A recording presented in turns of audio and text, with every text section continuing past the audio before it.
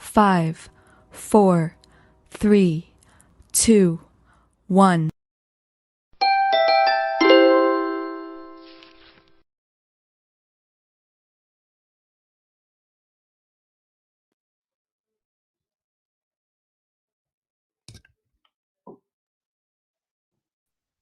Hello, ladies and gentlemen. A very warm good evening to everyone watching this broadcast. It was the second day of this ongoing second test match between India and England at the Chepauk Stadium. And what a day for India. Although India could not add too much to their overnight score, yet the day belonged to India because of their bowling and the way they trapped the English batters, especially the spinners. More precisely, Ravichandran Ashwin, and as he took 29 5-wicket haul. So straight away we'll dwell into the day as I have both my guests, Mr. Shirish Nadkarni and Mr. Monty Panesar. So welcome, gentlemen. Thank you. Yeah, thank you for having me on your show. Paji, how was the day as far as the game is concerned? Because not too much added to the overnight score. India were bundled out for 329 as Rishabh Pant hung in as the lone warrior. But the way India bowled them out, don't you feel that England batters missed the intent? Well, I think you look at how the Indian batters had their game plan on this turning pitch.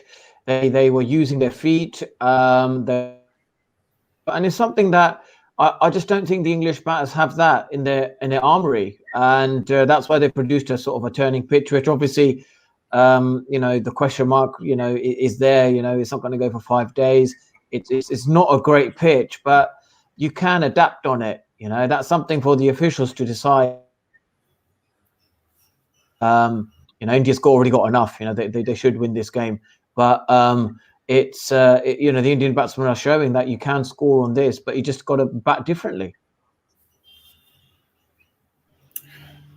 If you ask me, also Shirish sir, a different question to you in the same perspective that the way England batted today, this also stated how important was Rohit's innings, and the way he batted this increased the amount of importance which Rohit's innings had. If you ask me, I am bitterly disappointed at the quality of this wicket.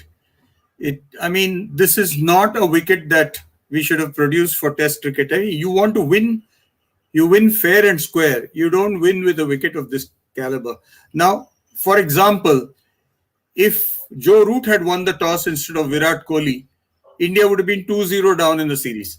Okay, we're still saying Rohit Sharma played a brilliant innings on the first day, and he might have. He's still there at the end of the second day, and he might have turned the tide to some extent in favor of India. But this is not a pitch which produces good Test cricket. In my opinion, a test that will be over within 3 days, if it deteriorates the way it is played today. How many wickets were lost today? Yeah. 14. India lost how many wickets 15. in the morning? 4. And then we lost. They lost all 10, and we lost another 1. So 15 wickets fell in a day. That is not a pitch that gives you good Test cricket.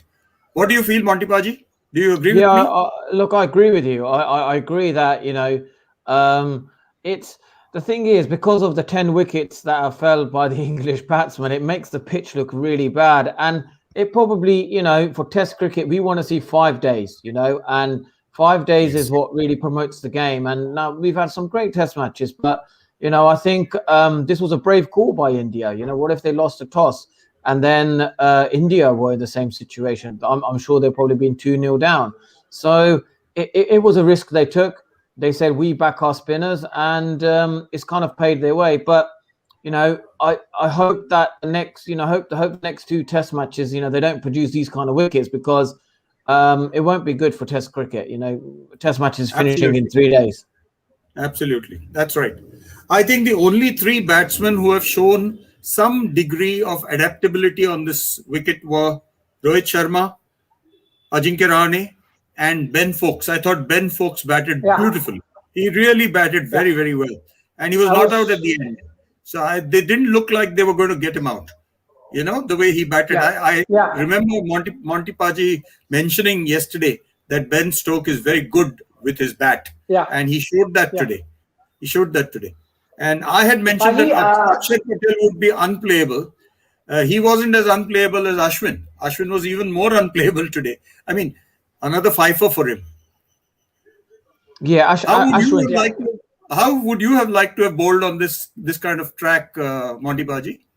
Yeah, look, I think the ball that doesn't turn as much is better, because no one has really talked about that. How many balls are hitting the stumps? How many balls that are turning and bouncing are actually hitting the stumps? And you look at Ashwin and Akshay Patel, they're actually trying to bowl deliveries that when they turn, they hit the stumps. They don't want the ball to turn and bounce and bowl these magical deliveries, because how often do any of them really get you a wicket? You know, it may lead you to get another wicket, but I think the Indian batsmen have got a game plan towards that. They think, okay, yeah, one ball's going to turn and bounce, that's fine.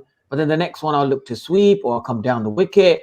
And then they release the pressure and then they knock a few runs. So the wicket's not great. We all know that. But, you know, the Indian batsmen have just got a different game plan to the English batsmen.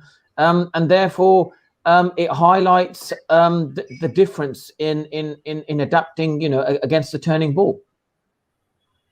Yeah, Paji, also, as we were all discussing that yesterday, that Ben Foakes is the #1 keeper batsman of England, as regarded in England as their #1 keeper batsman. And today, the way he displayed his temperament, technique, and the stroke play, he hung in there. He was 42 not out at the end with no support. But the way he displayed today, small innings, but this showed the way that how much he's regarded. It's not just something just that it's not of his caliber and it's not of his potential. He's regarded because he has this potential. It's not. It was not a small innings. I don't think it was a small innings. I mean, 42. He batted 120 odd balls. That is, you know, batting a whole lot of overs, 20 plus overs. So I mean, it was a good innings, very, very good innings. I would say. I mean, I was very impressed with Ben Foakes. Yeah, Paji, your comment. Yeah, Ben Foakes, you know, batted really well, and it's a typical keeper, you know, who's you know, move their feet, they play on a bit of an unorthodox style. Don't just play from the crease. And he was actually using his feet, you know, he'll stay in the crease, so he was moving around, and that's what you got to do on these sort of pitches that are turning. You got to move your feet, you got to not be scared of coming down the wicket, going deep in the crease, playing your sweep shots.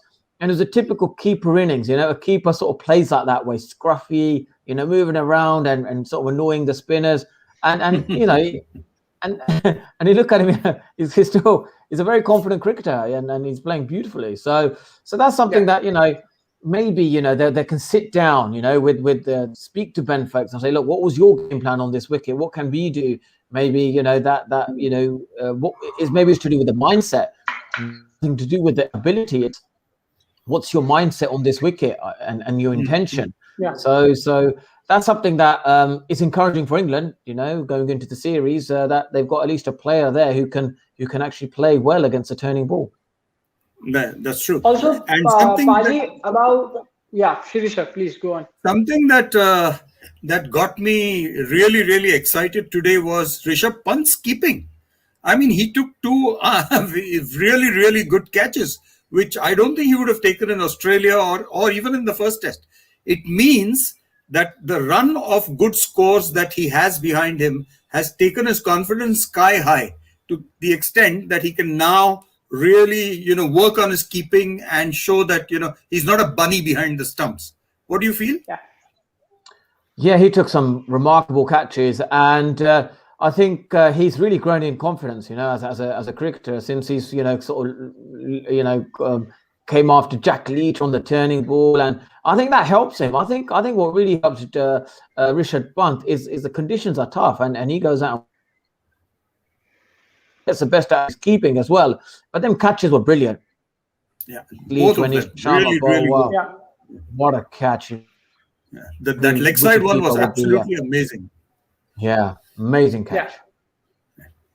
Couple of screamers from Rishabh Pant, but also a fifer from Ravi Ashwin. Paji, I would like to know that Ravi Ashwin has mastered his bowling in the home conditions, and battling Ravi Ashwin in the home condition is considered a very big win for any overseas team, for any overseas batter. So just throw some light on Ravi Ashwin's bowling. Yeah, I think what the contrast difference is you actually realize how good Ravi Ashwin is when you see the likes of, Jack Leach and Moeen Ali bowl, especially. He's played 60-odd test matches, but you can see that Ashwin actually, changes the seam position, either it's that leg slip, fine leg, either the square spinner, and he actually sometimes intentionally doesn't want to turn the ball sometimes, and then other times he gets the batsman because of the fizz and the loop in the air.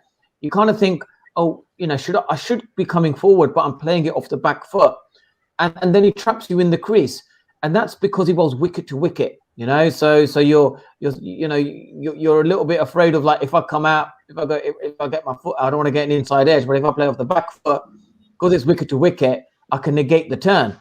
But then that's where he gets you. He draws you in not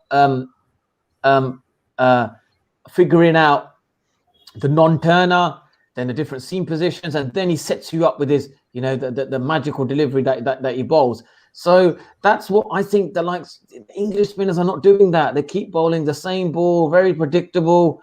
The conditions are tough, but I think that's not okay. I think you've got to start moving your feet around the crease, change your arm position, pace, trajectory. But that's what Ashwin is brilliant at. Yeah, that's a terrific observation. The one that goes straight through is getting him more wickets than the one that turns into the batsman. If you noticed, he's getting a lot of LBW decisions. He's getting a lot of off stick. The ball hitting the off stump. Yes, and I mean, that's brilliant. Really is. I mean, he's a thinking bowler, no question. Really, really a good thinking bowler.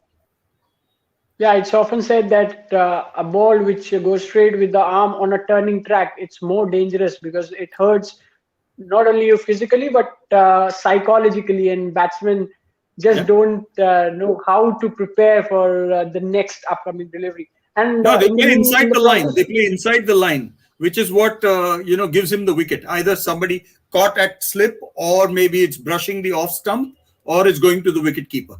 The straight one. Because batsmen tend to play inside the line. Yeah. In the process, Ravi Ashwin also became the first one to dismiss 200 left-handers, and the list includes 10 times he dismissed David Warner and 9 times each Alistair Cook and Ben Stokes. So this is also a huge achievement for the Offie. Also, Paji, you talked about the intent of Ravi Ashwin getting in closing fielders. So when India was bowling today, they had closing fielders, a short leg, silly point. At one instance, they had a couple of silly points. But when yesterday England were bowling, they absolutely had no closing fielders. Means for few instances they had a short leg or a silly point, but they were not consistent with the field, especially when the wicket was gripping and breaking. Yeah, because I think the spinners are just not consistent at the moment, and also the Indian, because they're using their feet, they use the sweep. Like, they've got to. I think like even today when Moeen Ali bowled his first ball short, it's that sort of, have a couple of fielders in the deep, so it allows you to have a fielder in as well. So that in between area of when it's going to the boundary or not, you're kind of creating that hesitant. But they just sort of, I think the fielders are like, they're either like halfway, or they like 3/4. It's not either like, let's have a like right man back and then have a short fielder in. That contrast of so the good ball, if it gets it, then they've got a catcher in there, and if they want to get away, that's fine. They've got fielders in the deep, but I think they just leaking too many runs, rotating the strike, because the field setting isn't quite they're not quite committed. I'm not sure about their game plans. They're not. I think they're a little bit like, we want to save a one, but we also want to take a catch. So there's like everything's a bit like indecisive at the moment. Is that a captaincy issue, Monty Bhai? I think it's more to come from the bowlers. I think the bowlers need to be a bit more decisive in saying, I want a couple of catches, but I want a couple of deep men. I maybe want an in-between catcher there. And they just sort of, I think they're relying on Joe Root a little bit because they're sort of thinking, he's scored so many runs, he's done really well. He's probably, it's just, this is on these kind of pitches, you need the spinner to really be a bit more, taking the lead from the front. Mm-hmm. Yeah, even he bowled really well and got the ball to do some talking. So now also Paji and Sirisa, on this turning tracks, rank turners, where the ball will obviously do some talking after it gets pitched. So on this kind of wicket where you don't know when will that ball come and you will get out. So aggressive approach is very important. Aggressive in the sense to look for runs. So what do you feel? I would like to know both of your comments on the approach with which the batter should walk on this kind of wicket. I think you should go first, Monty Paji. Yeah, look, I think the Indian batsmen have got it spot on. Use your feet. I remember the likes of Kevin Peterson do it all the time. Because what it does is when I bowl to a spinner and they use their feet, the next ball I'm a bit hesitant. I'm a bit tighter in the body. Maybe I'm gripping it a bit harder, and then the trajectory is a little bit flatter. Maybe it's not turning. It's not going to bite and turn as much. Get the dip, and that's where you have your in and out fields. You think, right, guys. I need the deeper field. So psychologically, I'm thinking I'm going to keep the shape on the ball because if I don't want to bowl it into the pitch. I want to get that shape, like that beautiful ball from Moeen Ali. But unfortunately, Ben Foakes couldn't sort of catch it. So in my opinion, you have the fielders deep to bowl your best delivery to get the shape on it.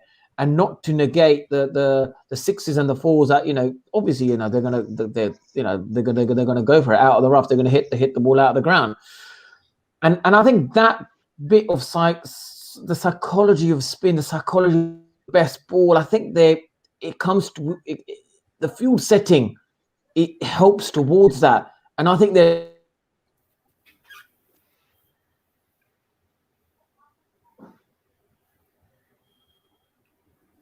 Yeah. Sirisa? Yeah, what happened? I missed that last part of Monty Paji's comment. Something wrong with the technical thing.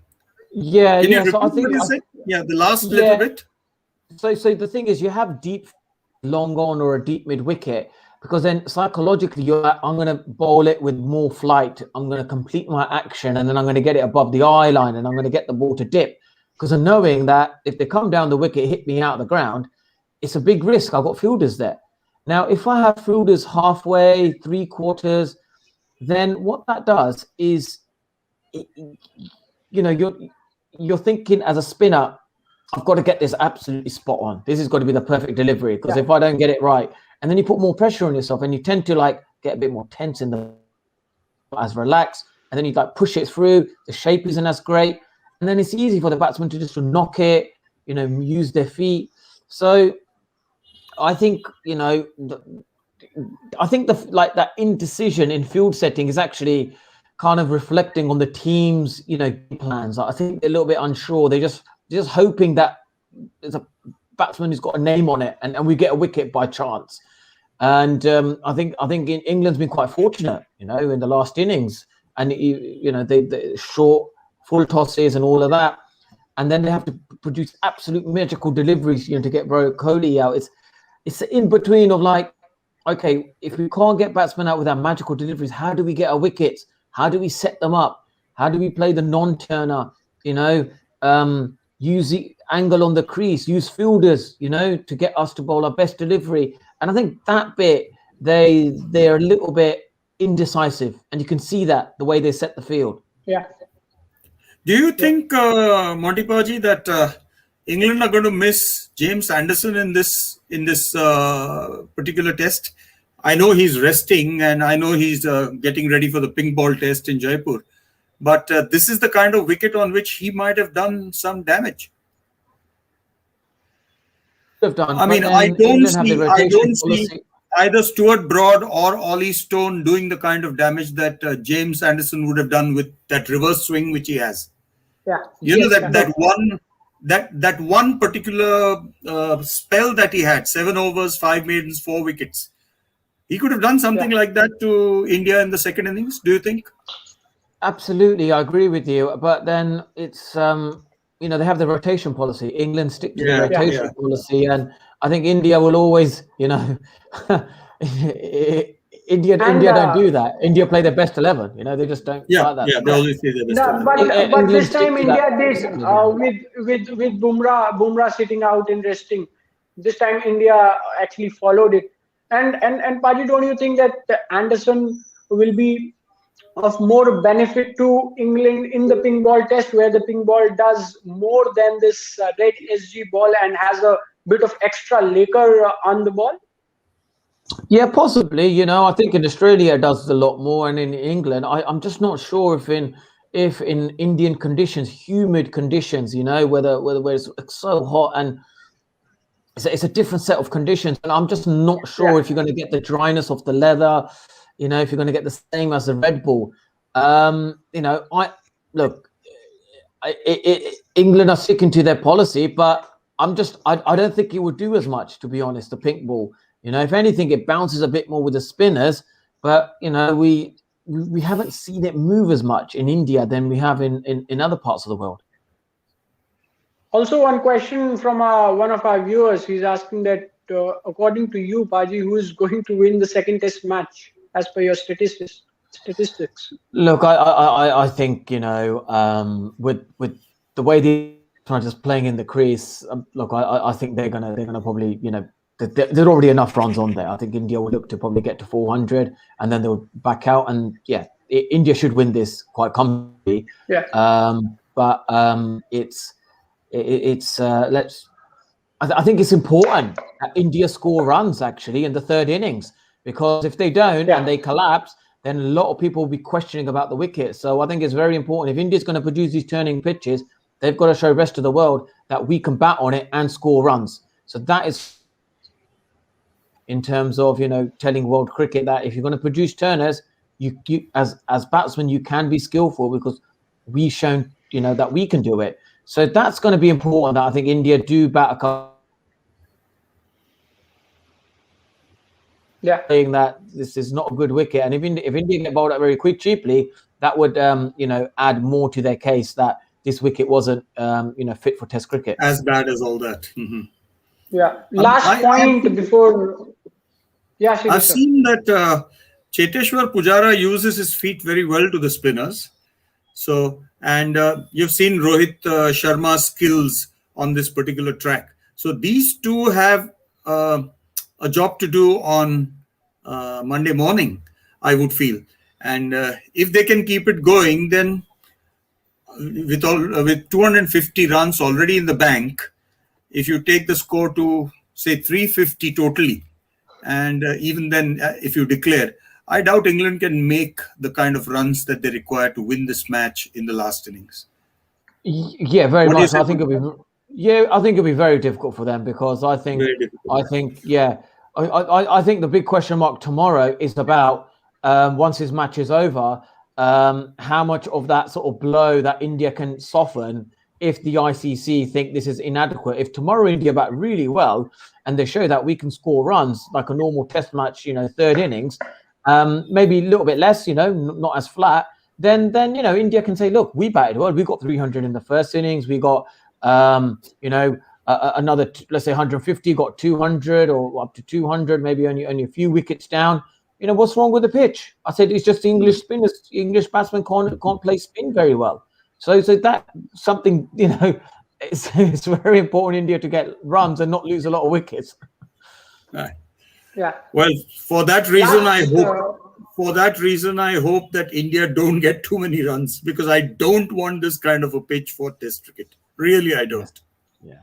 Yeah, yeah, and certainly it looks inevitable that Yeah. match will not go towards the fifth day. So, how much score or how much runs will India approach from here as the lead stands on 249 to give England a chance to bat in their second innings?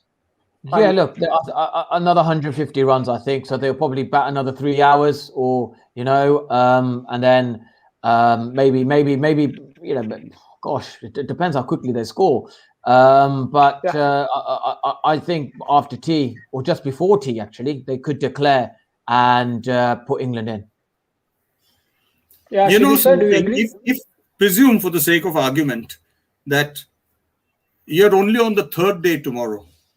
So if they bat Yeah, through the day, suppose if they last out, I'm saying on this pitch, if they yeah, bat through the day and add a 250 to 275 runs to the 250 they already have, then they've yeah. batted England out of the game. England would have to stand on their feet on the fourth and fifth day. Two days, 6 sessions is not going to be easy at all.